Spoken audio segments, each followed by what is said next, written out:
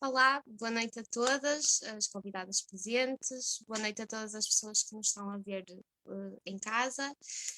O meu nome é Matilde Alves, sou aluna do terceiro ano da licenciatura em Sociologia e vamos dar início à primeira de muitas sessões que vão acontecer ao longo desta semana, com a participação da lista B, aliás, fornecidas pela lista B, dos alunos para os alunos. E vou-vos passar a apresentação das nossas convidadas de hoje.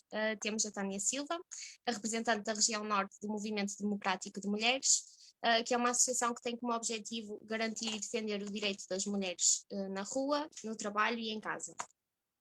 Temos Bárbara Canijo, porta-voz da Associação Projeto Fluido, uma associação juvenil de âmbito nacional, que surge a partir de um grupo de amigos que sentiu a necessidade de, por um lado, lutar pelo direito dos jovens, e por outro promover o convívio entre vários jovens de todos os pontos do país. Temos por fim Alexandra Abranches, docente no ILTS, no Instituto de Letras e Ciências Humanas, um dos grandes interesses da pesquisa e da filosofia feminista. Concluiu a licenciatura em Filosofia em 1990 na Universidade do Porto, prosseguindo então estudos com mestrado em Filosofia Moderna e Contemporânea e posteriormente também com o doutoramento em Filosofia Moderna e Contemporânea da Universidade do Minho. É atualmente professora auxiliar no Departamento de Filosofia da Universidade do Minho. Iniciamos assim esta sessão, como não poderia deixar de ser, assinalando o Dia Internacional da Mulher, com uma saudação às mulheres de todo o mundo. Saudamos assim as mulheres trabalhadoras, que todos os dias estão sujeitas à discriminação, quer direta, quer indireta, através do assédio, da intimidação e do medo das represálias no seu local de trabalho. Saudamos todas as mulheres que saem demasiado cedo e chegam demasiado tarde e que têm de conciliar jornadas de trabalho de 8 horas com o auxílio aos filhos que hoje estão sujeitos ao ensino à distância. Saudamos também as mulheres que hoje se encontram em teletrabalho, que sofrem com a desregulação de horários e que têm de combinar o cuidado dos filhos com a realização do seu trabalho e o cumprimento dos seus objetivos. Saudamos as jovens estudantes, que carregam não apenas um regime de aprendizagem online, como também a ajuda nas lides da casa e no cuidado dos seus familiares. Saudamos as trabalhadoras de saúde, que combatem diariamente esta pandemia na linha da frente e que por muitas vezes não veem o seu esforço devidamente recompensado. Saudamos as mulheres que passaram uma vida inteira a trabalhar para chegarem à idade da reforma, para a idade do descanso e terem de esticar para comprar a sua medicação, para ajudar os seus filhos e para ajudar os seus netos. Saudamos as mulheres que todos os dias chegam ao nosso país à procura de uma vida melhor para si e para as suas famílias, e saudamos todas as que partem porque não encontram essa vida no nosso país. Saudamos todas as mulheres que sofrem às mãos dos seus companheiros, as que conseguem pedir ajuda e aquelas a que a ajuda nunca chegou, que hoje não estão connosco, mas que por elas vamos sempre lutar. Queremos saudar todas as mulheres do mundo, enviar a todas um abraço fraterno e lembrar que o nosso dia hoje é a celebração da realidade de um cotidiano que nos é a todas muito familiar. Ontem, hoje e sempre, a luta pela igualdade não para, nem quando a atingimos, pois mesmo nessa altura temos de lutar para a manter. São inúmeros os problemas associados à discriminação de género no contexto universitário. Antes de mais, achamos importante realçar que, independentemente de nos referirmos à mulher no ensino superior, temos de pensar na questão como a mulher na sociedade. É evidente que os problemas que vamos tratar hoje estão presentes não só na esfera académica, como também em todos os momentos da vida da mulher, visto que comprometem valores como a igualdade, como o respeito e como a autodeterminação na sua própria vida.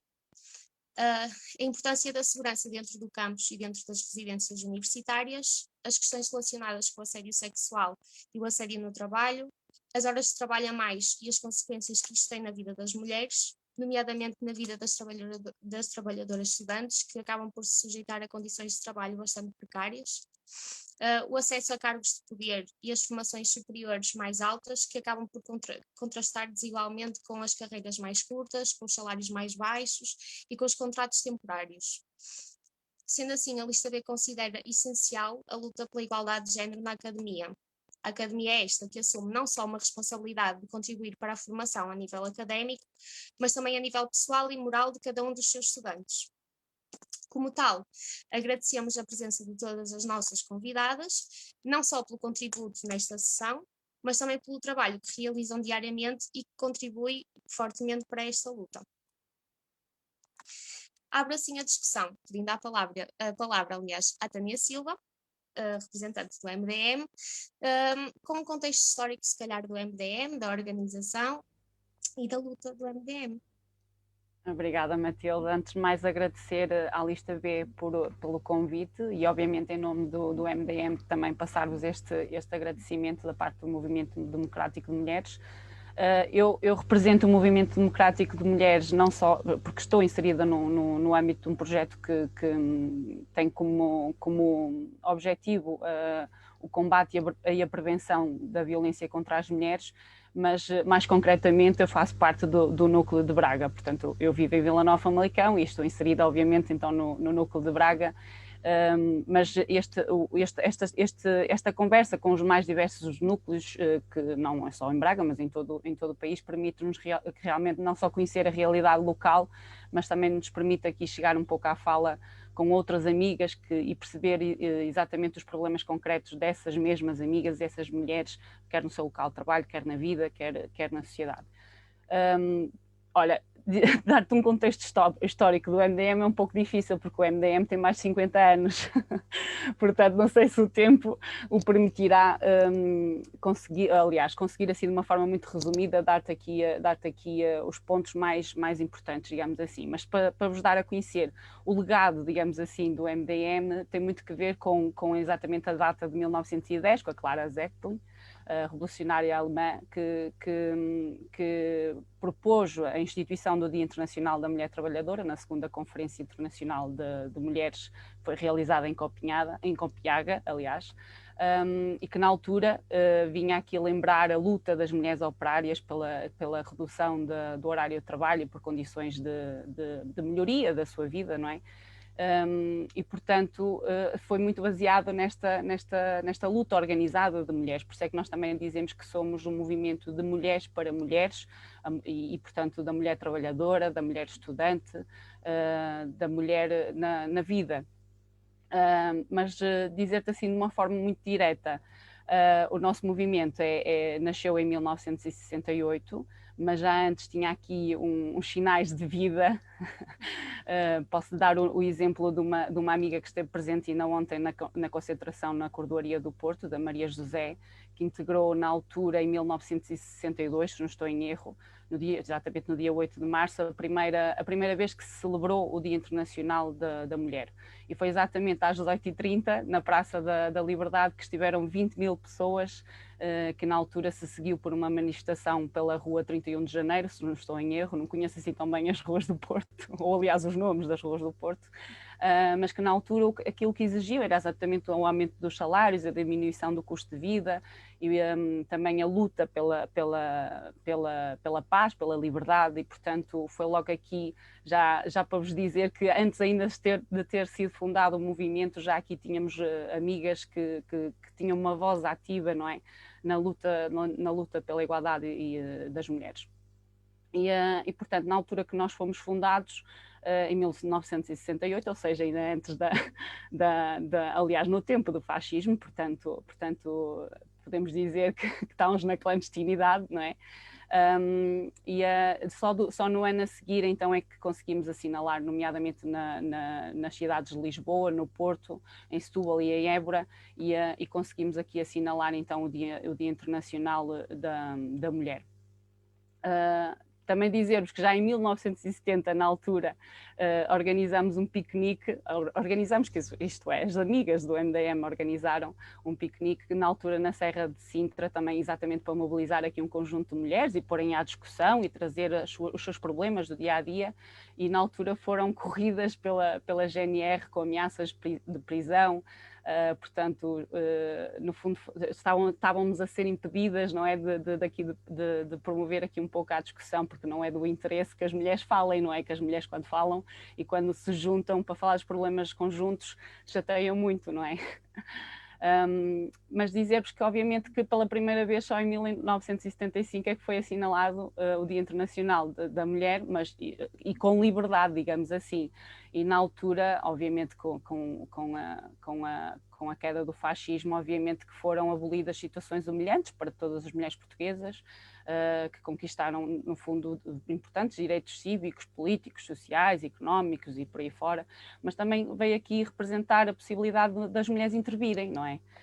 Da liberdade de estar e participar na vida ativa, na vida social, na vida política. Mas aqui, pronto, de uma forma geral, para também não me alongar muito e não ser muito penoso para toda a gente que nos está aqui a ouvir, dizer-vos que dar-vos exemplos, por exemplo, de alguns lemas que o MDM trouxe aqui, porque nós temos sempre um lema da atualidade e que levamos, no fundo, para dar um mote de qualquer iniciativa que possamos fazer na rua. E, portanto, já em 1975, o nosso lema era saímos da noite fascista para a manhã da liberdade. E eu adoro, em particular, este lema, mas houve mais diversos. Em 1976, por exemplo, pela paz e pelo desarmamento, foi um ano, nomeadamente, que o MDM recebeu muitas delegações estrangeiras e, portanto, foi também aqui em solidariedade com as guerras e, portanto, daí estar baseado este lema. Também tivemos pelo direito à vida, pela liberdade e pela paz, portanto, e este ano tivemos então muito marcado, obviamente, pela pandemia.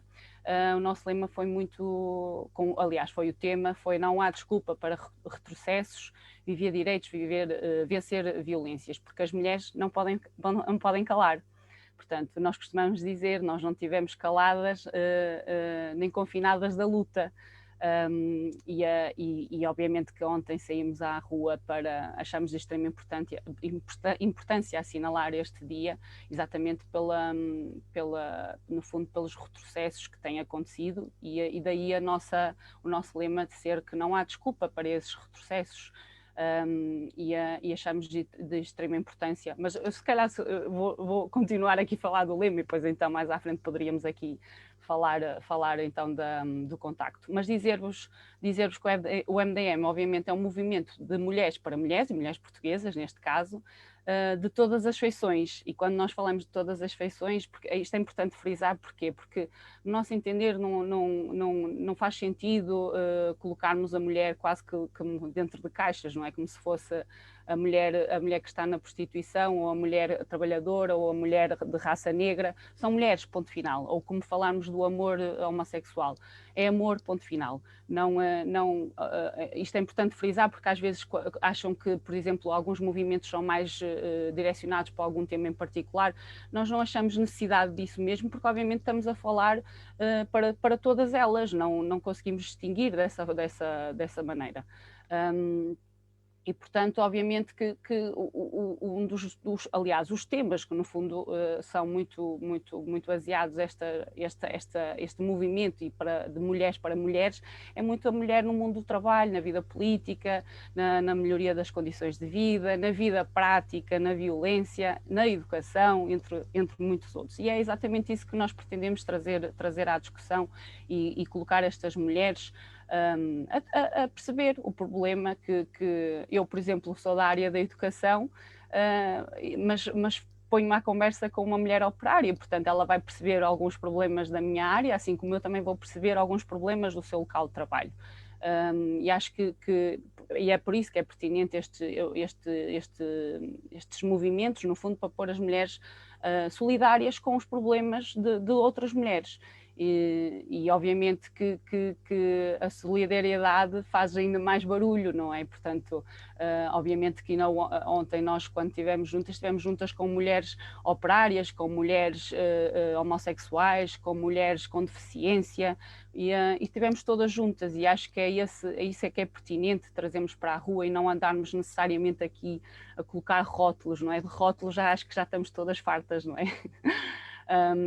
Pronto, e obviamente nós definimos-nos no fundo como um movimento de opinião e intervenção e que valoriza muito este tal legado que eu vos falei ainda há bocado das mulheres operárias, obviamente, Mas somos um movimento, no fundo, que não do âmbito nacional, mas que sem fins lucrativos, é independente do Estado, de partidos políticos. Obviamente que temos algumas mulheres ligadas à política num contexto mais partidário, mas não é isso que nos move. É o único critério, digamos assim, é ser mulher.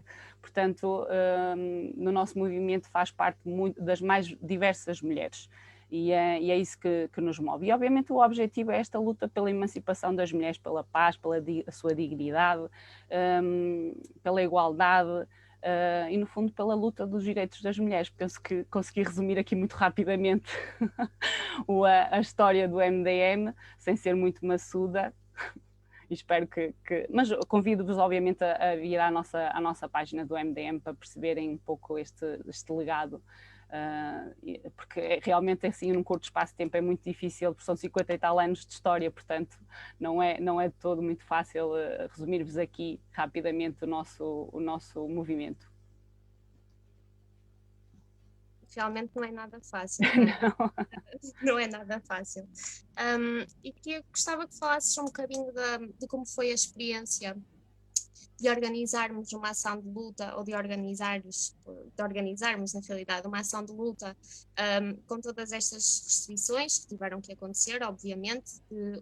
Como é que foi criar algo que fosse seguro, que ao mesmo tempo passasse a mensagem, se foi fácil, se foi difícil, e se achas que correspondeu às nossas expectativas. Olha, fácil não são, porque vou confidenciar a todos aqueles que me estão a ouvir. Eu posso dizer que ainda estou aqui um bocado de ressaca, não é? Eu sinto que o próprio do meu raciocínio não está assim muito, porque na consequência de longas semanas de trabalho, porque obviamente no contexto de pandemia, obviamente que houve aqui uma exigência ainda muito maior, não é? Para que possamos organizar isto da forma mais segura, porque o nosso movimento, como eu estava a dizer, para além de termos todo o tipo de mulheres, temos mulheres mais novas, como temos mulheres mais velhas, portanto não queríamos colocar, obviamente, aqui nenhuma mulher ou levá-la a algum tipo de contágio.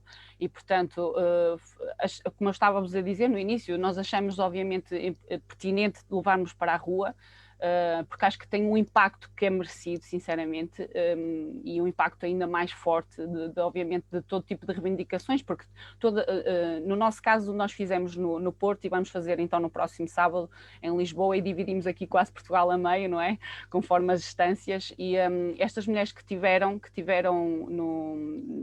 por exemplo, na Cordoaria no Porto, foram nomeadamente mulheres dos núcleos do centro a norte, e cada núcleo levou problemas concretos dos seus concelhos. Portanto, nós, por exemplo, levamos algumas reivindicações da Universidade do Minho, por exemplo, levamos reivindicações das mulheres esportistas, por exemplo, que neste momento não têm qualquer suporte.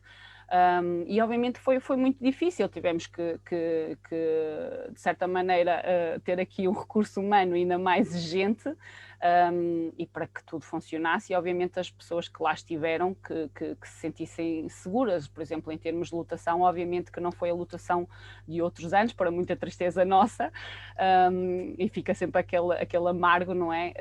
Mas de qualquer das formas, independentemente de ser um grupo maior ou mais pequeno, acho que quem lá esteve representou todas aquelas que não tiveram esta possibilidade de lá estar, porque era o que eu estava a dizer. Eu, por exemplo, sou da área de educação, como já vos disse, mas também sou de desporto, mas por exemplo, a minha colega de trabalho, que se calhar tem aqui uma paixão mais voltada para a cultura, teve a sua reivindicação e a sua pancarta lá naquele momento, e portanto sentiu-se obviamente representada, porque o nosso movimento, como eu estava a dizer, é de mulheres para mulheres. Portanto, este contacto é um contacto direto na rua, com flyers, por exemplo, agora é muito nas redes sociais, não é?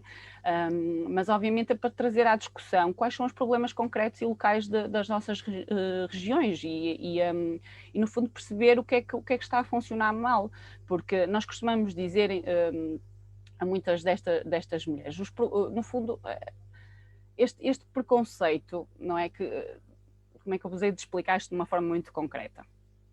a luta pelos direitos das mulheres não pode ser limitada só à luta contra os preconceitos, como eu estava a dizer, algumas forças políticas que acabam por se alimentar aqui. É preciso ir muito mais além, porque o preconceito que aquela mulher... vamos lá tentar aqui perceber, ou tentar aqui dizer de outra forma, por exemplo, a mulher prostituída, por exemplo. Esta mulher, obviamente que se recorreu a este mercado, chamemos-lhe assim, é porque houve um conjunto de bases que falharam, portanto não teve aqui uma estrutura social, económica e por aí fora, que conseguiu, no fundo, ter essa resposta, não é? E, portanto, há muito para ir mais além deste tipo de preconceito.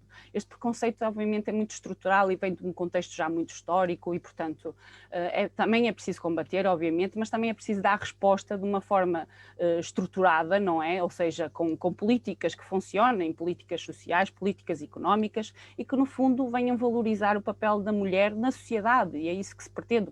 A mulher trabalhadora, a mulher mãe, a mulher na sociedade, a mulher na política, e é isto que nós muitas vezes falamos em reuniões e até mesmo em laboratórios quando chegamos a estas mulheres. Mas obviamente não foi nada fácil, Matilde, organizar uma ação daquele tipo, mas acho que quem lá foi sentiu-se seguro. É assim, eu fui e senti-me bastante segura, posso garantir. E por fim gostava de te perguntar quais são, digamos que, os maiores alarmes ou as situações, se calhar, mais alarmantes que o MDM recebe, nomeadamente na zona do Minho, e tentar conjugar isto com o que tu achavas que seria relevante ou que seria essencial mudar ou se calhar inserir no contexto da universidade para combater estes alarmes, estas situações. Em termos de problemas mais estruturais na zona do Minho, e sem aqui muito voltado para a comunidade académica, tem muito que ver com o mundo laboral. Tem sido dos problemas mais preocupantes e com todas as mulheres com que nós falamos. Mas, obviamente, quando nós também nos dirigimos a este público em particular da academia, não é? Portanto, são estudantes que também, mais tarde, vão ser trabalhadores. Portanto, nós quando falamos com estes jovens, obviamente que se calhar naquele momento pode ter um maior interesse em abordarmos aquilo que é a violência no namoro, a violência sexual, trazermos no fundo à discussão este tal tipo de preconceito, não é, que existe, mas obviamente que também sentimos na necessidade de falar daquilo que é o contexto laboral. Porque nós temos, só para vos dar um exemplo, por exemplo, o nosso distrito é maioritariamente composto aliás, é muito caracterizado pelas mulheres operárias. E aqui a título de curiosidade, por exemplo, nós quando temos reuniões com as forças de segurança, eles identificam, por exemplo, Barcelos, Famalicão e Guimarães como os distritos mais preocupantes, que curiosamente são os distritos no que toca à violência doméstica, mas são os distritos que têm maior representatividade daquilo que é as mulheres operárias. Portanto, o que eu vos quero dizer é exatamente aquilo que eu vos estava a dizer, ou seja, não há uma estrutura. Quando nós questionamos se a mulher, por exemplo, porque é que não sai de um contexto de violência doméstica? Obviamente porque não tem a estrutura que lhe permita sair deste contexto, não é? Muito mais fácil nós, obviamente, se estamos a apontar o dedo porque é que a mulher denuncia, ou porque é que tu não denunciaste, porque é que não saíste. É preciso perceber esta realidade local. Há ainda muito o estigma social, é verdade, mas também há um conjunto de fatores, e aqui falo, obviamente, da valorização no seu local de trabalho, há a vida familiar, porque nós enquanto mulheres, ainda há muito esta coisa de como se tivéssemos que seguir um percurso. A mulher jovem, a mulher estudante, a mulher que namora, a mulher que casa, a mulher que tem filhos, e aos filhos e assim para a vida toda. Parece que aliás, eu sou filha de pais divorciados, por exemplo, se calhar aqui na minha aldeia, a minha mãe foi das primeiras a divorciar-se e vivi muito isto na pele, portanto, e estou aqui, rija como uma cal. Mas é este combate, e no fundo trazer à discussão. Nós achamos pertinente, obviamente, no mundo académico, falar de todo tipo de temas, e obviamente que alguns vão ter mais interesse que outros. Por exemplo, a prostituição tem sido dos temas mais procurados no mundo académico. o assédio sexual. Mas também é preciso dizer a estes estudantes que o assédio sexual também se passa no mundo do trabalho, não é? Portanto, não conseguimos, de certa maneira, desligar uma coisa da outra, porque obviamente que agora é no meio escolar, mas mais tarde vai ser no seu local de trabalho. Portanto, são problemas estruturais, obviamente. É preciso falar com os estudantes, é preciso também que eles venham connosco para a rua, para estas reuniões e perceber realmente aquilo que é preocupante e, por exemplo, falarmos quais são as soluções aqui encontradas. E acho que trazer isto à discussão, cada vez mais, termos mais estudantes a falar sobre a prostituição, sobre a violência sexual, sobre o assédio sexual, acho que no fundo vai desmistificar aqui um pouco este conceito, porque eu acho que ainda há aqui muito esta coisa de e contra os meus colegas e até contra mim falo, às vezes nós educadores, no meu caso eu sou educadora de infância, mas também dou aulas ao primeiro ciclo, temos muito esta coisa de o professor fala para os alunos quase como se os alunos não pudessem falar para nós. E eu defendo muito esta ideia de discussão, portanto não tem que ser necessariamente o professor a falar diretamente para os alunos, mas também que eles falem connosco e que nos tragam. Eu não tenho necessariamente que aprender, ou aliás, não sei tudo, não é? Ao longo da minha vida vamos aprender das mais diversas coisas. E, portanto, é este tipo de troca de ideias, no fundo, que nos vai permitir alargar um pouco mais a nossa visão. E é isto que nós pretendemos, é que realmente os estudantes, as mulheres, os homens, nós também temos homens na nossa manifestação e em todo tipo de ações, porque são estes homens que também têm mulheres em casa, têm mulheres no trabalho, têm mulheres a estudar, portanto, é tudo, é como eu estava a dizer, não impactamos e temos toda a abertura para falar de todos os temas com a comunidade académica, com a comunidade mais jovem. Aliás, neste âmbito do projeto que eu vos falei no início da nossa abertura de conversa, nós temos realmente um tema em que vamos muito falar da violência no namoro. Temos 2 jogos em que um mais pedagógico, o outro mais didático, mas que vem realmente em contexto de sala de aula, permitir trazer estes temas à discussão. Por exemplo, agora estamos um bocado limitados em ir às escolas, mas temos feito formações de professores, por exemplo, que não é bem formações, nós nem gostamos muito de falar de formações, quer dizer, é quase esta tal conversa, mas que no fundo acaba por permitir também que os professores se sintam mais à vontade ou com mais abertura também para levar este tema à sala de aula, não é? Olha, muito obrigada, Tânia, pelo teu contributo. Obrigada, eu. Não sei se foi muito claro, juro-te que hoje estou assim com o raciocínio muito. Peço desculpa. E qualquer dúvida depois, obviamente, estou aqui para debater. Exatamente. Agora passo a palavra à Bárbara Canija, representante da associação, aliás, do Projeto Ruído. E pedia-te, Bárbara, que fizesse um bocadinho da apresentação do que é esta associação e o que é que fazem e o que é que procuram, e era isso. Pronto, então, boa noite a todos. Eu sou a Bárbara Canija e estou aqui, como a Matilde já disse, em representação do Projeto Ruído. O Projeto Ruído, só assim de uma forma muito, muito resumida, é um grupo de estudantes que tem várias preocupações, que está presente nas escolas, tanto a nível mais do ensino secundário como do ensino superior, e que tem, mais concretamente nestas questões das mulheres, tem uma espécie de projeto, se quisermos chamar assim, que se chama Faz Ruído pela Igualdade, e com este projeto tem estabelecido parcerias com o MDM, tanto a nível do projeto que a Tânia já falou, que se chama Para Além do Amor, que fala dos vários tipos de violência que as mulheres sofrem, como a nível das manifestações, neste ano de concentrações, que assinalam o Dia Internacional da Mulher. E estivemos presentes no passado domingo na ação aqui no Porto e estaremos presentes também na que se vai realizar em Lisboa no próximo sábado.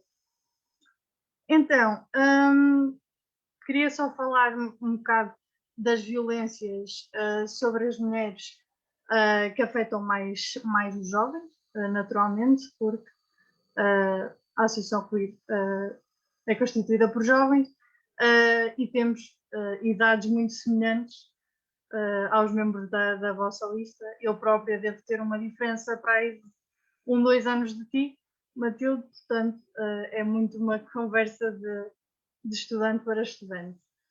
Mas pronto, acho que é muito importante continuar a assinalar o dia 8 de março, porque é um dia dedicado à luta das mulheres pelos seus direitos.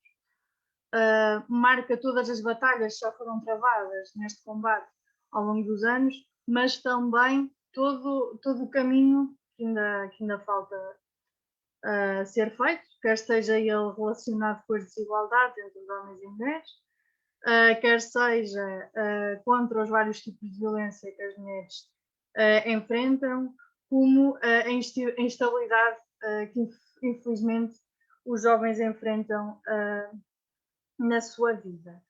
Começando mais relacionado com a educação, porque naturalmente é um tema que nos toca muito, consideramos que a igualdade só se vai atingir quando se puder garantir o acesso de todos os jovens a todos os graus de ensino. E infelizmente isso ainda não é uma realidade, tal como a Matilde tem ali um cartaz atrás dela. Custos como a propina, como o elevado custo do alojamento para estudantes, como taxas de emolumentos e muitos outros custos de material e etc., fazem com que muitos jovens não possam frequentar o ensino, por exemplo, o ensino superior. E isto logo aí marca logo uma desigualdade, se calhar não tanto de mulheres, de homens para mulheres, mas de jovens que têm mais rendimentos para jovens que têm menos rendimento. Logo aí também vai travar muito do avanço que poderá ser feito. Além da escola ser um lugar em que realmente se pode começar a garantir a igualdade e em que se pode começar a destruir preconceitos. E a escola tem muito este papel. Portanto, se a escola não for acessível a todos e for excluir algum, realmente falta muito para fazer neste caminho. Outra coisa que acho que prejudica muito estudantes, isto mais no nível do ensino básico e secundário, mas acho que também afeta os estudantes que depois vão parar ao superior, é a questão de ainda não existir aulas realmente de educação sexual. Portanto, isto já foi proposto, já há uma lei para aplicar as aulas de educação sexual, no entanto, isto ainda não foi assim tão efetivado como isso. E as aulas de educação sexual são importantes a vários níveis para os jovens terem conhecimento dos métodos contraceptivos, para terem conhecimento de muitas outras questões, para conhecerem o seu próprio corpo e perceberem o que é que são abusos à sua integridade física, respeitarem o outro. E acho que a educação sexual também é fundamental, ainda falta cumprir esta parte. Depois, a nível do ensino superior, tá, como a Tânia já falou, verifica-se muitos casos de assédio sexual e de violência sexual, que eu acho que ainda é um combate que tem de ser muito travado, tanto por nós estudantes, que devemos tentar ir destruindo esta ideia de desigualdade no meio estudantil e apresentando queixas e motivando as vítimas a apresentar queixas de eventualmente abusos que sofram. Como a Tânia também já disse, os jovens que estão no ensino superior depois vão para um mercado de trabalho e vão encontrar neste mercado de trabalho várias desigualdades também. Desde já, ainda existe uma desigualdade salarial entre homens e mulheres. Eu acho que na nossa cabeça é algo que não faz sentido nenhum, mas ela ainda existe. E inclusivamente as mulheres têm mais formação que os homens e continuam a receber menos. Portanto, este ainda é um combate muito grande. E relativamente à vida dos jovens, não tendo os jovens horários regulados, não tendo um salário digno, não tendo, tendo sempre uma instabilidade no trabalho, de estarem sempre a mudar de trabalho e não terem um trabalho fixo. Vai limitar todo um conjunto de direitos que os jovens têm, desde já o direito à sua independência financeira e quererem ter a sua habitação, desde o direito a constituir família, caso o pretendam, e desde as mulheres não terem assegurados e serem muitas vezes coagidas relativamente aos seus direitos de maternidade. E acho que isto também são problemas que afetam muito os jovens que procuram uma vida, querem uma vida estável e também querem constituir família e cada vez o fazem mais tarde por causa dos vínculos precários que têm no seu trabalho. Para finalizar, queria falar então de dois tipos de violência, além das violências que falamos aqui já. Uma delas a violência no namoro, que acho que tem uma relevância muito importante, que pode anteceder a violência doméstica e que não encaixa neste conceito que falamos de igualdade entre homem e mulher. Ou seja, se estivermos numa relação de igualdade, nenhum dos dois vai querer exercer violência sobre o outro.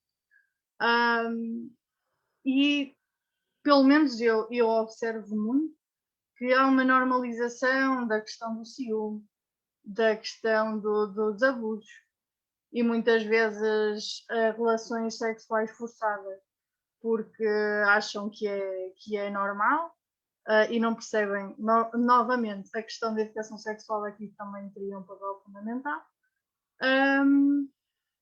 E falta, é preciso desmistificar também isto de os jovens não permitirem abusos com eles próprios e nós mesmos estarmos atentos a casos dos nossos colegas que possam estar em situações de violência. Os jovens também podem ter sido marcados pela violência doméstica que viram nas suas casas e naturalmente serem violentos no namoro porque viram violência nas suas casas e etc. E além de que a violência doméstica, como eu já disse, pode vir depois da violência no namoro. E acho que isto é algo que nos deve preocupar muito e que deve ser um grande combate no meio dos jovens para haver cada vez menos tolerância para a violência no geral. E pronto, portanto ainda falta, com estas coisas todas, dá para perceber então que nos falta muito caminho para a igualdade e que continua a ser importante, muito importante, assinalar o 8 de março, lembrando a luta das mulheres e continuando a travar a luta das mulheres. E como o lema do projeto diz, é necessário que os jovens continuem a fazer ruído pela igualdade. Pronto, obrigada. Obrigada, Bárbara.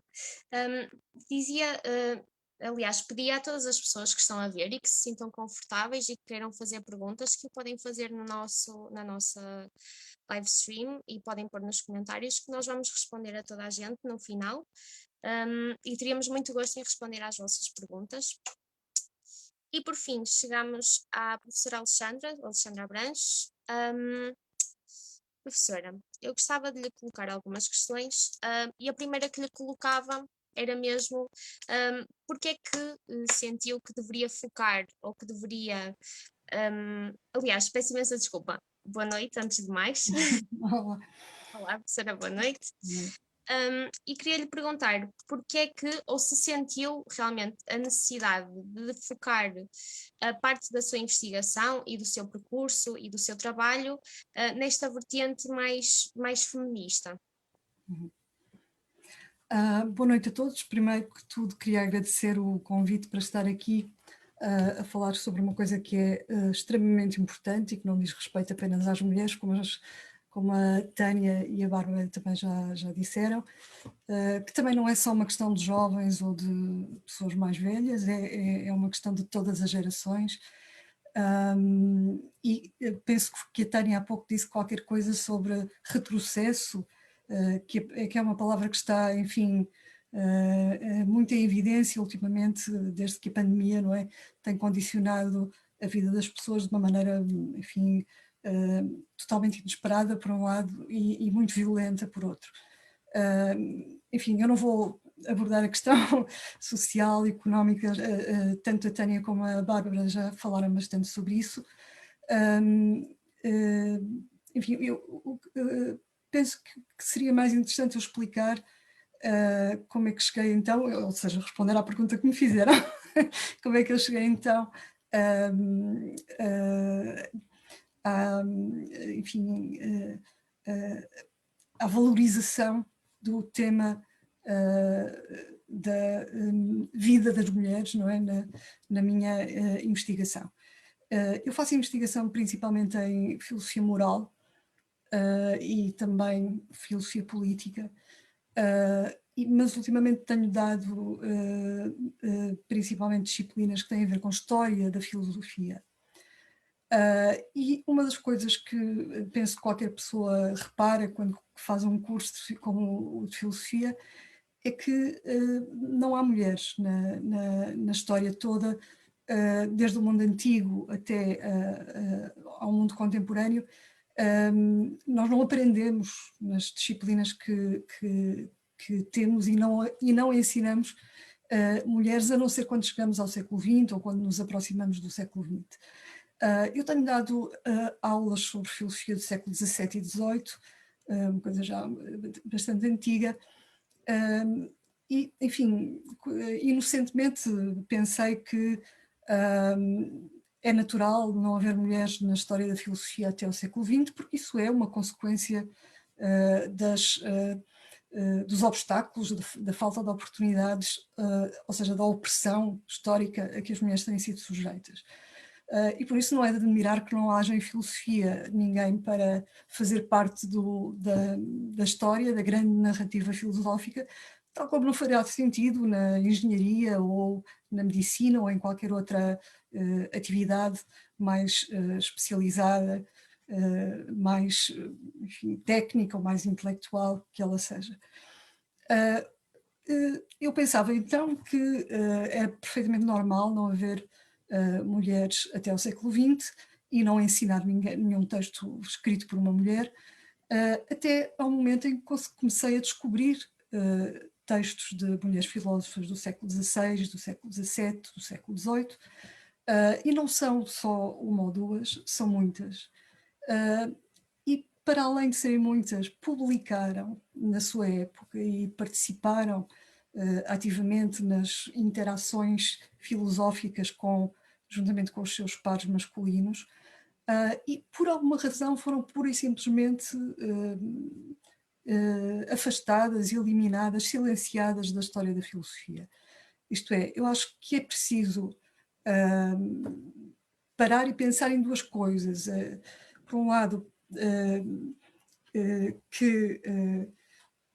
enfim, a história que nós recebemos, a história convencional, é sempre muito parcial e é sempre muito fragmentária, diz sempre muito pouco e sempre de um ponto de vista muito particular, como é que a realidade foi evoluindo, foi mudando, e por isso nunca é enfim, despropositado voltar atrás e rever as nossas concepções das diferentes épocas históricas e da maneira como homens e mulheres, ou ricos e pobres, ou governantes e governados foram relacionando e como os diferentes fenómenos de opressão foram ocorrendo.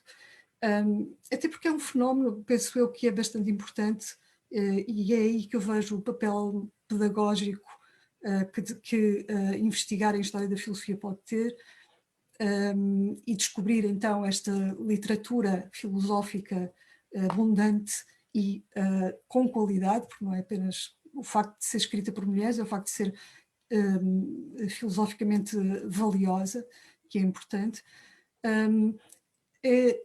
Eu acho fundamental que as pessoas, tanto rapazes como raparigas, tenham esta perspectiva desde muito cedo, de que ser homem ou ser mulher é ou pode ser completamente irrelevante quando se trata de pensar nas mais variadas atividades humanas.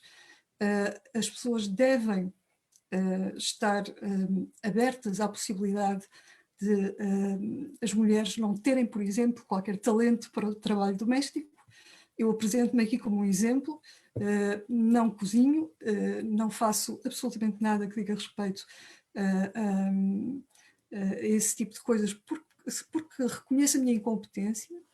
Felizmente tive uma educação suficientemente progressista para não me sentir culpada por não me ocupar desse tipo de questões, mas devo dizer que foi quando comecei a trabalhar, e principalmente na universidade, estranhamente, que eu percebi que o que eu tinha pensado também sempre, que é, bom, as mulheres já estiveram muito oprimidas, mas as coisas estão a mudar muito, houve muitas conquistas,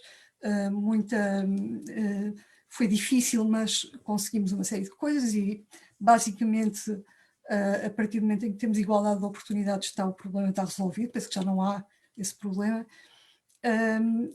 Eu fiquei muito incomodada quando comecei a reparar nas minhas aulas em dois fenómenos. Um é que numa sala que é, enfim, num curso de letras maioritariamente ocupada por mulheres, só os rapazes é que falam. Quando se faz alguma pergunta, quando se pede que enfim, colaborem, que digam o que pensam, etc., as raparigas têm imensa dificuldade em falar.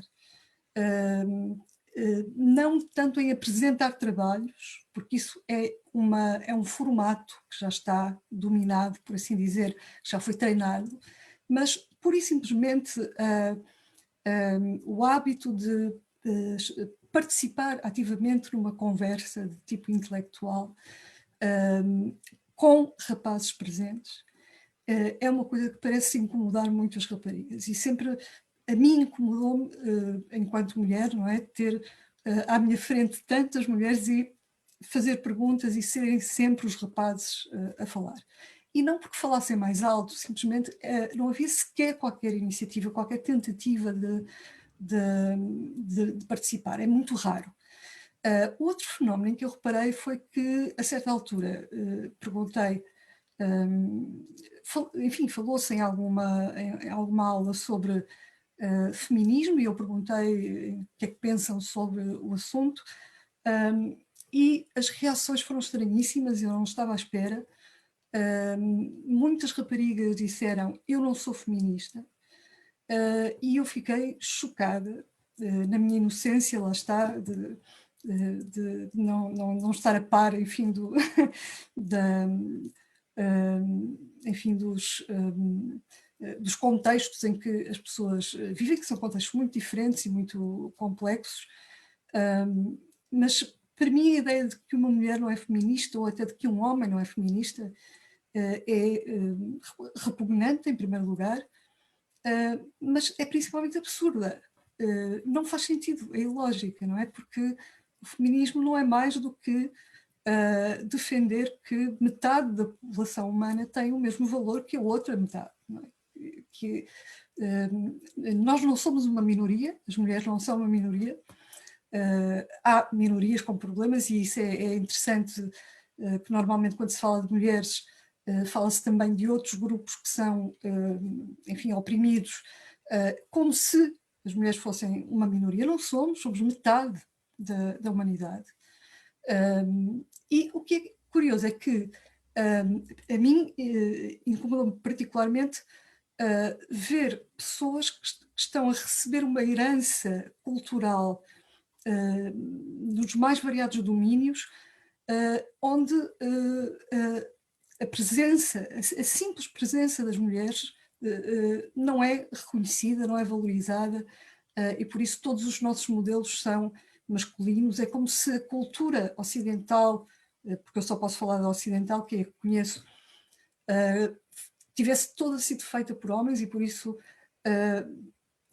ela não é bem nossa, não é? Há assim uma certa alienação a certa altura que se experimenta quando se vê determinados domínios do saber serem ocupados maioritariamente ou exclusivamente ou quase sempre por homens. Isso é o que se passa na filosofia. Não se passa isso nas letras todas.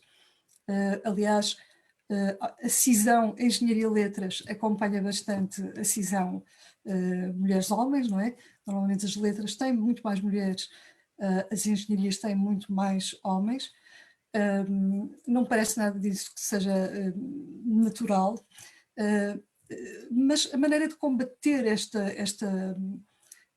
estes factos, estas opções, estas escolhas, estes comportamentos, a maneira de fazer com que as mulheres falem quando estão em aulas, porque estão ali enfim, a fazer alguma coisa que em princípio é do seu próprio interesse e é para seu próprio benefício. A maneira de fazer isso o que fazem, enfim, eu admiro pessoas como a Bárbara, como a Tânia, que se envolvem em organizações e que mobilizam ativamente pessoas para falar sobre circunstâncias que são muito difíceis. E, enfim, quanto a mim, penso que o meu contributo para a emancipação feminina, que está infelizmente ainda longe, não está completa, está longe de estar acabada, é dizer a toda a gente que este livro foi escrito por uma mulher no século XVII, este livro foi escrito por outra mulher no século XVII, este livro foi escrito por outra mulher no século XVIII, etc, etc, etc, e tentar mostrar o que há, não é? E que ser mulher não tem absolutamente nenhuma implicação, nem no que diz respeito ao valor moral e muito menos no que diz respeito ao valor intelectual das pessoas. E incomoda-me um pouco, de facto, a maneira como vai chegar à universidade, ao ensino superior, pessoas que me parecem mais conservadoras do que eu, sendo muitíssimo mais novas do que eu, enfim, faço o possível para contrariar isso. Com grande, enfim, enfim, não sei se com grande aborrecimento para com os alunos rapazes, que também têm muito a ganhar com a emancipação feminina.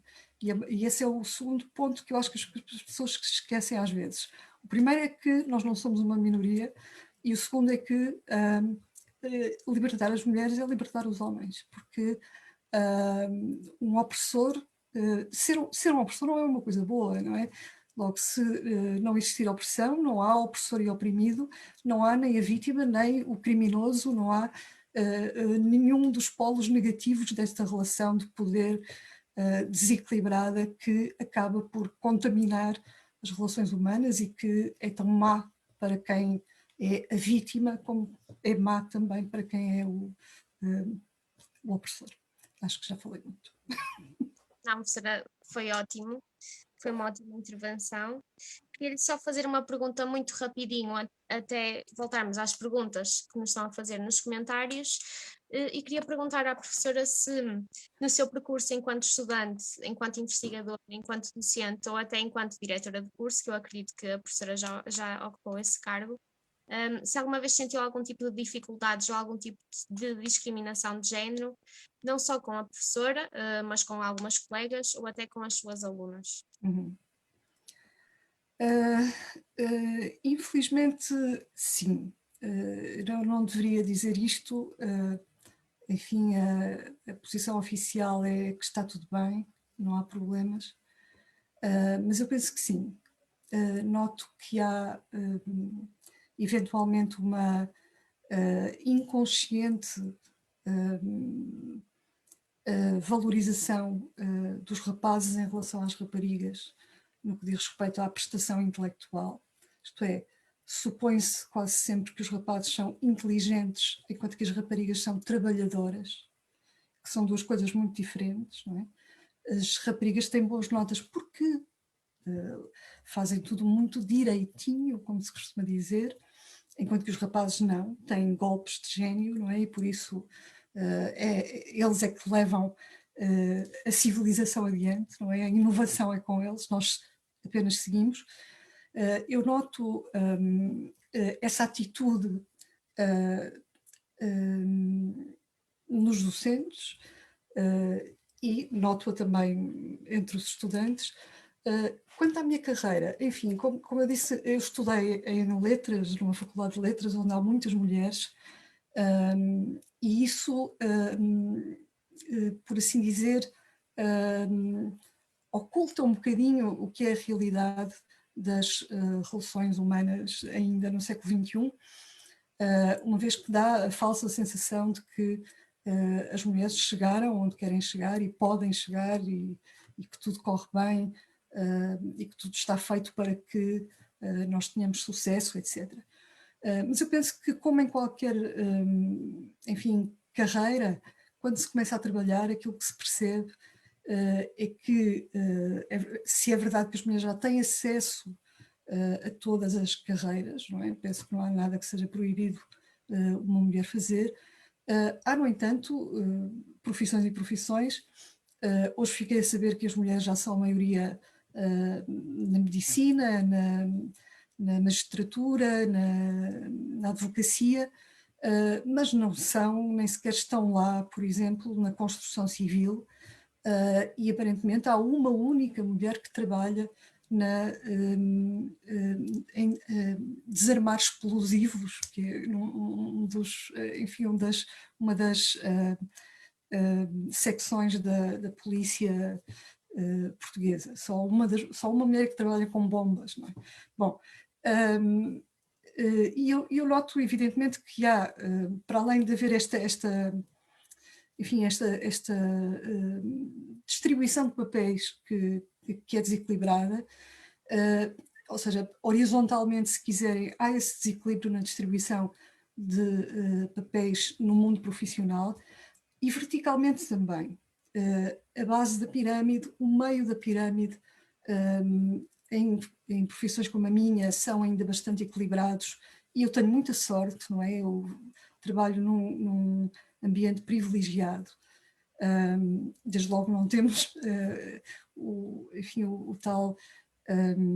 a tal diferença salarial que se verifica em outros domínios, mas também é verdade que as posições de topo são tipicamente ocupadas por homens ainda, e quando se ouve o presidente de um grande partido dizer que as mulheres não se interessam por política e por isso todos os seus candidatos, ou quase todos, são homens, eu fico bastante espantada, porque não pode ser verdade.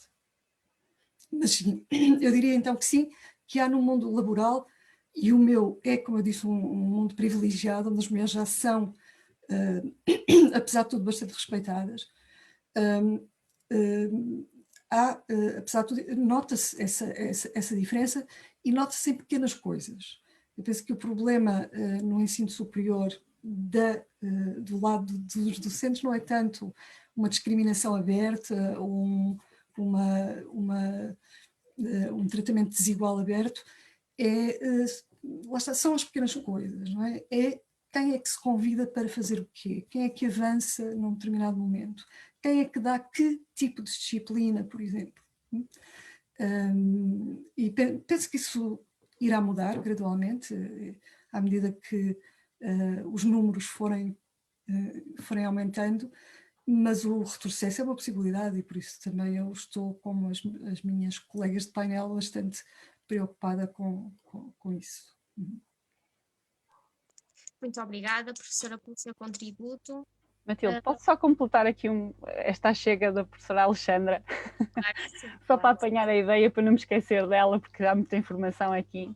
Este exemplo que a professora Alexandra estava a dar do tal partido em que acaba por dizer que as mulheres não se interessam pela política, muito pelo contrário, as mulheres, aquilo que eu estava a dizer no início da intervenção, exatamente por este problema estrutural, não é? Ou seja, o contexto muito histórico, que é a mulher cuidadora, a mulher dona de casa e, portanto, a mulher que neste momento está nas fábricas ou está noutro local de trabalho, mas que mesmo chegando a casa tem ainda a seu cargo outro tipo de trabalho e, portanto, são mulheres que não é que não se interessem pela política, são mulheres que, por todo este conjunto de tarefas, chamamos-lhe assim, acabam por não ter oportunidade nem possibilidade de levar à discussão ou ter maior conhecimento daquilo que é política e, portanto, causa sempre alguma estranheza ter uma mulher mais interventiva, mais opinativa em relação a tudo que é a base. Aliás, toda a nossa vida é gerida pela política, portanto, é o que eu digo a muitas mulheres que até operárias têxteis que dizem que não percebem nada de política. Não, a minha senhora, você, até o andar de autocarro, o facto de haver um aumento no bilhete de autocarro, isso tudo é política, portanto, tem que se interessar, temos que falar e trazer à discussão para que também haja uma maior consciencialização e as mulheres não é verdade que não se interessem, não têm tempo, digamos assim, para terem um maior conhecimento sobre a política. Obrigada, Tânia. Agora temos aqui 3, 4 perguntinhas. Temos uma pergunta para a Bárbara, da Flávia Pereira, que pergunta: há ainda muitos jovens que consideram normal a violência no namoro e até mesmo o assédio, sejam estes estudantes do secundário ou estudantes universitários. Deste modo, o que é que podemos fazer para alterar este tipo de mentalidade? Ou o que é que podemos fazer mais?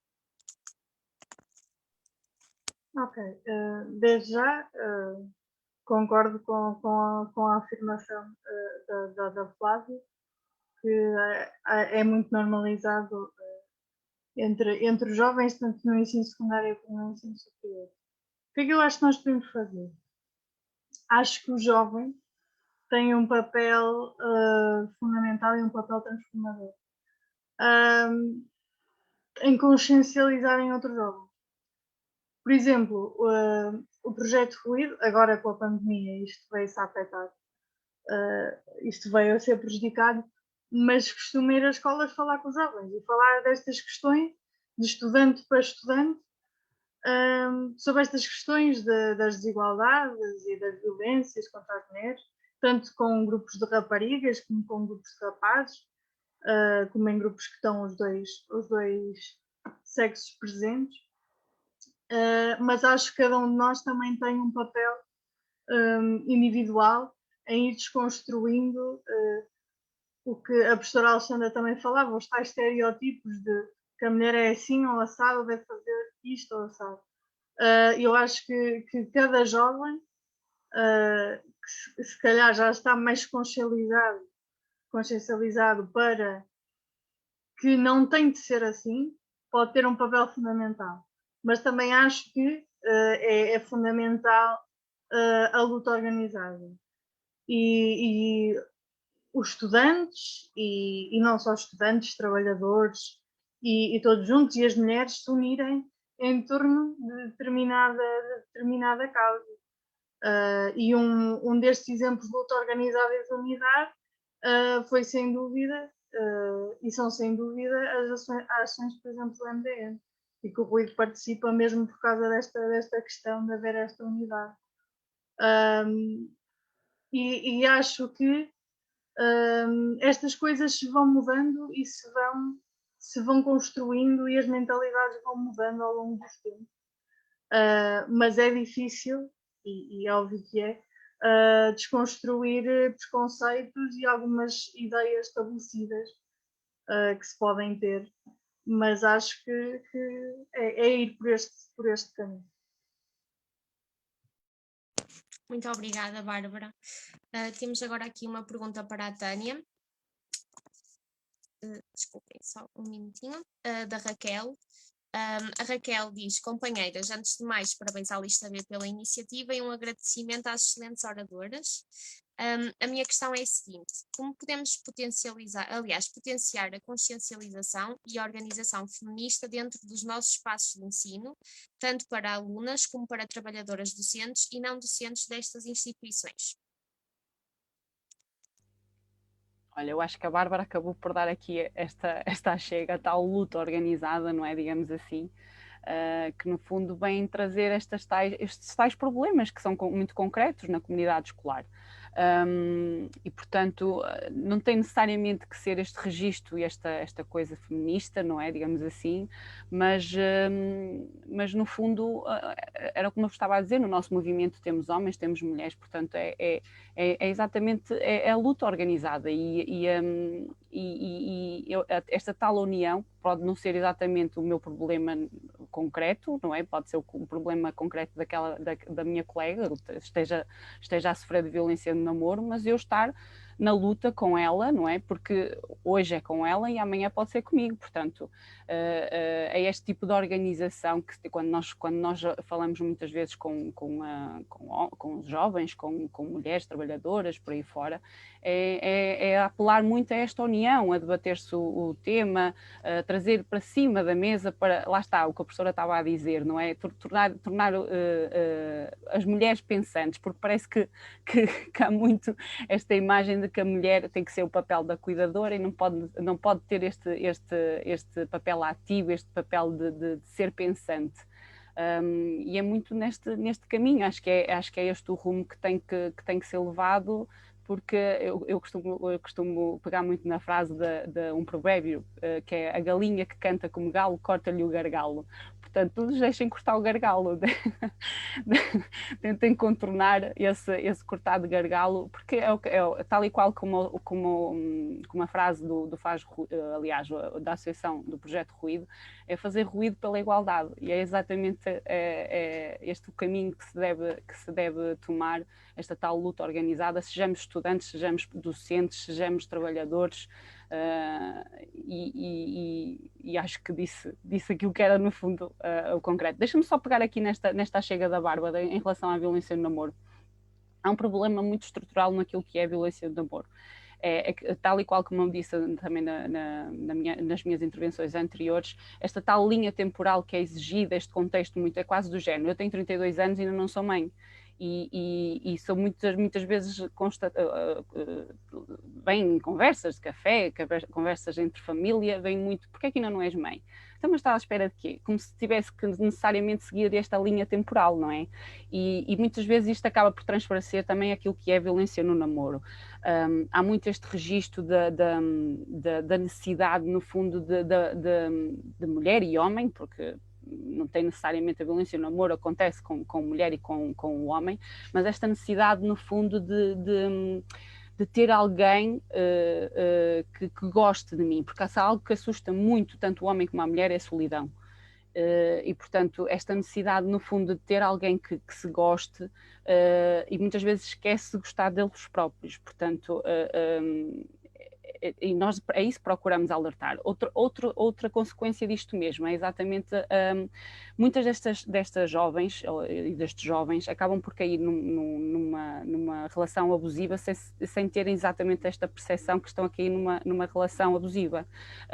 Coisas tão simples como mexer no telemóvel ainda não é, ou aliás é muito, acham natural, no fundo privar das relações, quer com amigos, quer com colegas de trabalho, e por vezes é visto como eu estava a dizer, é visto de uma forma tão normalizada que é como uma bola de neve, isto depois vai crescendo, e quando o agressor, vamos chamar assim, o agressor sente o domínio total sobre a sua vítima, depois tem uma proporção ainda mais violenta, não é? E pode levar exatamente à agressão, em muitos casos, como nós já tivemos, na morte. E portanto nós, quando falamos com estes jovens, quer em parceria com a Associação Ruído, quer noutras formas de atuação, é exatamente alertar que isto é um pequeno sinal, e portanto estarem mais atentos, não é? Ou mesmo eu que não estou numa relação abusiva e tenho a minha colega de escola que está numa relação abusiva, eu alertá-la: atenção, tens que estar mais atenta, ou achas que é este o caminho, achas que estás numa relação certa, porque não há problema nenhum em não termos namorado, isto não tem necessariamente que lá está, seguirmos esta linha temporal. E acho que era assim só para pegar aqui nesta chega da violência no namoro. Desculpa lá, Matilde. Não, ótimo, foi incrível. Temos uma última pergunta para a professora Alexandra.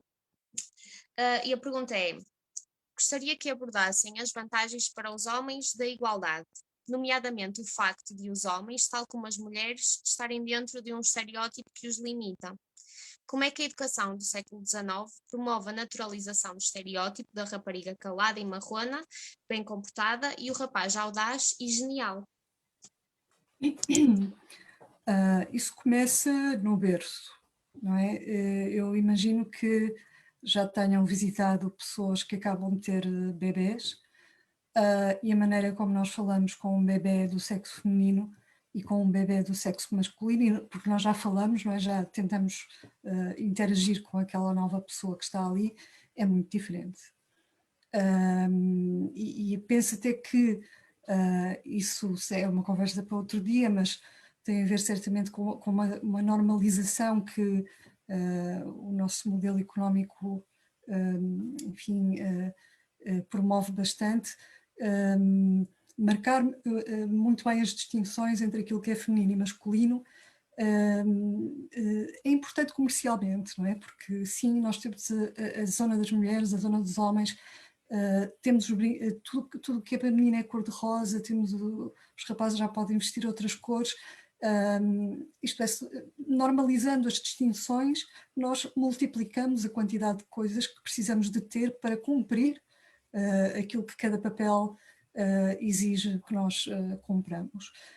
Como disse a Tânia, há uma cronologia, mas não há apenas uma cronologia, há também uma sincronia, não é? Em qualquer momento, em todos os momentos, os homens e as mulheres são julgados igualmente por padrões que tanto uns quanto outros, mais ou menos conscientemente, mantêm, suportam e perpetuam, e o problema é precisamente quebrar essa perpetuação. Isto é, como é que nós fazemos com que as pessoas, no fundo, modifiquem aquilo que é a sua segunda natureza, que é a forma como foram socializadas. Isso é dificílimo de fazer e passa muito, penso eu, pela... eu penso que só pode passar por aí, por um conhecimento mútuo, por um conhecimento mais, enfim, o mais intenso possível dos mais diferentes contextos em que as pessoas mais diferentes têm que sobreviver e viver. Ou seja, aquilo que nós precisamos é de ter imaginação, imaginação moral. Aquela história conhecida, não é? De nos pormos no lugar de outra pessoa, é muito difícil de fazer, ninguém é capaz. Aliás, a expressão que nós usamos é: se eu fosse a ti, fazia, ou seja, estamos a falar de nós, não estamos a falar da outra pessoa. E aquilo que falta talvez é essa imaginação, ou enfim, arranjar formas de eu perceber o que é ser, por exemplo, uma operária, ou o que é ser um carpinteiro, ou o que é ser o que quer que seja. Há uma via tradicionalmente bastante útil para treinarmos a nossa imaginação moral, que é a literatura.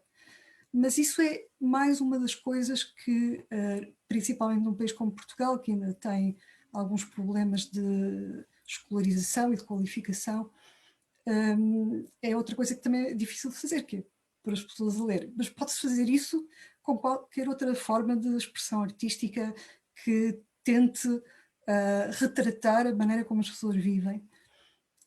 E seria muito importante. Eu acho que seria interessante, por exemplo, durante uma semana os rapazes irem de saia para a escola e as raparigas irem com o que muito bem entendessem. Acho que fazia muito bem aos rapazes, fazia muito bem às raparigas. Acho que deviam maquiar-se uns aos outros e ver se gostam ou não gostam. As raparigas deviam jogar rugby e tentar consertar carros, aprender a mudar pneus, etc. Enfim, eu não digo tanto contrariar um a um cada um dos, dos estereótipos, que isso é uma trabalheira, mas lá está, tentar este exercício como é ser uma pessoa completamente diferente, que tem à sua frente expectativas completamente diferentes das minhas. Bom, em que é que isso é bom para os homens também? Isto é, porque é que acabar com a opressão das mulheres e com enfim, o confinamento das mulheres a determinados papéis, porque é que isso é bom para os homens?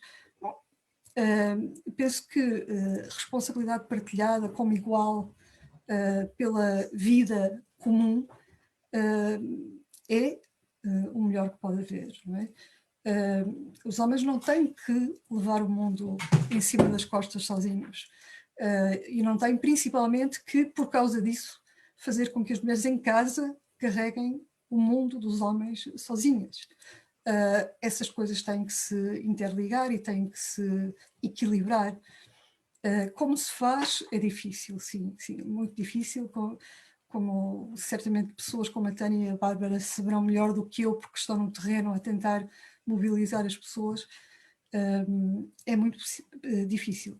Mas, enfim, quando eu explico, por exemplo, aos alunos o que é que uma feminista quer, é evidente que há muitos tipos de feminismo, mas pronto, o que quer o feminismo, em termos muito genéricos, as pessoas dizem-me, bom, mas se é isso, então eu sou. E eu penso que é esta, no fundo, aquilo que o Marx chamava consciência de classe, também tem que surgir no domínio do género, não é? Consciência de género. Isto é muito libertador para os homens também, porque neste momento há uma série de coisas que os homens não podem fazer porque são consideradas femininas. Chorar, ser muito emocional, a não ser no futebol. Aliás, é engraçado, não é? O futebol dá aos homens um pretexto para se abraçarem, para se beijarem, para se agarrarem, para se tocarem. É uma maravilha, coisa que não é bem vista socialmente em outros contextos, e por isso nós precisamos sempre de uma série de artifícios e de uma série de pretextos para fazermos aquilo que gostaríamos de fazer. E por isso eu acho que os homens vivem tão limitados, tão condicionados e tão infelizes como nós. Podem não saber que são infelizes. Isso levanta uma questão extremamente filosófica, que é saber se pode ser feliz, infeliz não se sabendo que se está a ser infeliz, mas não vamos falar sobre isso. Mas de qualquer maneira eu penso que ter uma relação com o igual é sempre muito melhor do que ter com um inferior, não é? Porque, como diria o Hegel, isso só mostra a nossa inferioridade. Precisamos da admiração do inferior para nos qualificar, para nos validar, como se costuma dizer. Eu prefiro ser admirada por pessoas que também admiro. Matilde, posso só acrescentar uma coisa? Claro, estás à vontade. Pronto, relativamente a isto dos estereótipos, eu imagino que a Matilde também sinta algo parecido como eu, que acho que esta geração, a nossa geração, tem cada vez estes estereótipos mais dissolvidos, embora ainda falte fazer muito caminho. Eu, felizmente, nunca cresci muito com estes estereótipos, por causa dos meus pais, da educação que tive, em que sempre foi dado, por exemplo, a escolher uma coisa tão básica como um brinquedo de uma rapariga ou um brinquedo de um rapaz. O que é encarado como um brinquedo de rapariga ou rapaz. Portanto, e sei que, que, por exemplo, a questão dos brinquedos é muito impingida ao rapaz o carro e à rapariga a boneca, e acho que coisas tão simples como esta também vão desmistificando um bocado disso. E acho que também é libertador até para os homens a questão de já não se ver o homem como tão agressivo e a mulher tão frágil, e já se começa a não ter esta imagem de um e do outro. Ou seja, este dissolver desses estereótipos que eu acho que se tem conseguido ir alcançando com a nossa geração, acho que tanto é libertador para a mulher que começa ou que está mais ativa na vida política e expressa mais as suas opiniões, mas que por acaso eu também já presenciei muitas vezes essa tal questão de fazer uma pergunta num auditório e haver muito mais homens a responder que mulheres. Felizmente tento ir um bocado contra esse preconceito, essa onda, digamos, mas acho que ainda existe, mas tem vindo a dissolver e tanto é libertador para um género como para o outro, e acho que temos de continuar a travar esse caminho, porque, como estava a dizer, uma relação de igualdade, uma relação entre pares de igual para igual é muito mais interessante do que um ser inferior ao outro. E acho que estamos num bom caminho para isso, embora falte ir travando este caminho. Eu também concordo contigo, eu acho que estamos realmente no caminho certo, e que estamos mesmo perto, aliás, não perto, mas a caminho, só que temos que lutar muito, ainda temos que lutar muito para desconstruir muitos dos preconceitos que ainda existem. E deixem-me dizer-vos que foi um gosto enorme ter-vos connosco, ter-vos comigo, neste caso, e com todas as pessoas que estão a ver, e penso que também as pessoas gostaram bastante. Vou-vos só ler 2 comentários que nos deixaram. A Sara Miguel Cerqueira disse: estou num curso de engenharia, num país onde grande parte das mulheres completa grandes níveis de educação, mas a diferença salarial continua para trabalhos idênticos. Obrigada por estarem na luta por todas nós. E a Flávia Pereira diz: para uma mulher poder alcançar um lugar na chefia de uma empresa, tem de ultrapassar maiores dificuldades para lá chegar em comparação com um homem. E nas grandes empresas, é nas grandes empresas onde existe uma maior diferença salarial. A maternidade continua a ser um entrave para a mulher e a sua ascensão na carreira, bem como a sobrecarga das tarefas domésticas. As mulheres continuam a ser vistas como sexo frágil. Obrigada por lutarem pela mudança deste tipo de mentalidade e por lutarem pela igualdade. Grande iniciativa. E, portanto, queria-vos agradecer. Eu acho que não havia melhor final para este dia do que estar na presença de 3 mulheres brilhantes. E quero-vos agradecer tanto por estarem presentes, por estarem presentes, como pela vossa luta diária, por um objetivo que é comum a todos, a todas na realidade, é a luta pelas mulheres, e a luta continuará sempre. Tenho muito de vos agradecer e toda a gente da lista também certamente vos agradecerá. Olha, Matilde, da minha parte, deixa-me tomar já a primeira posição. Da minha parte, agradecer, e obviamente em nome do movimento democrático também agradecer. E no fundo, aproveitando também aqui uma pequena chega da professora Alexandra, que acabou de dizer a organizações feministas, e é verdade. É muito esta luta organizada que eu vos falava ainda há pouco, a tal questão de termos homens e mulheres. Não temos necessariamente que colocar aqui este rótulo da tal mulher prostituída, a mulher trabalhadora e por aí fora. Não, é uma luta por igual e em solidariedade com outras lutas, com outras mulheres que estarão ao nosso lado.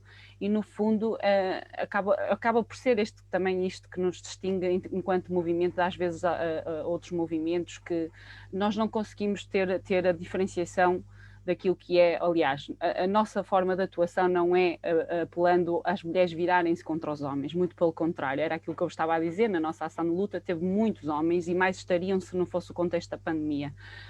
Portanto, se há coisa, só para dizer, para terminar mesmo, se há coisa que as mulheres são, é que são muito agradecidas, e ter um homem ao seu lado na sua luta, podem crer que depois a forma como depois vão ser reconhecidos perante elas vai ser de uma forma ainda mais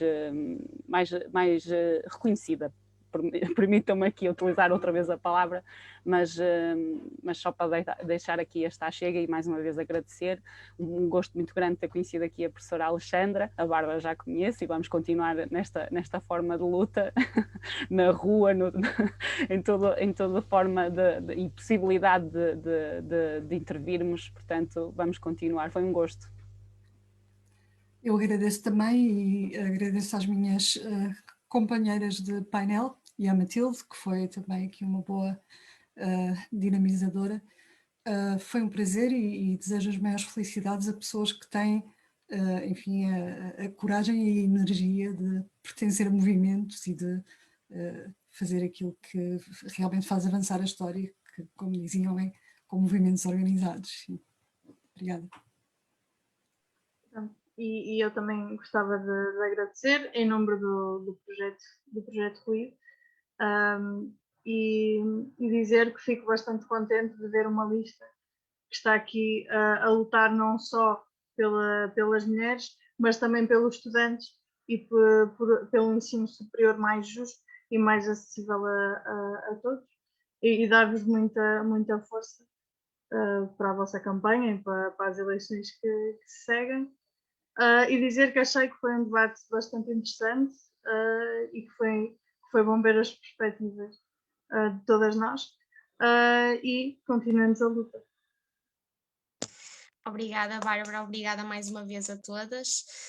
Queria só, antes de terminar, lembrar as pessoas que nos estão a ver que amanhã, à mesma hora, temos outro debate sobre as propinas, a precariedade e o endividamento estudantil, com vários convidados, como o Aureliano Oliveira, um trabalhador estudante, como o movimento A Gata na UEM, e temos também Paulo César Gonçalves, um alumni da Universidade do Minho.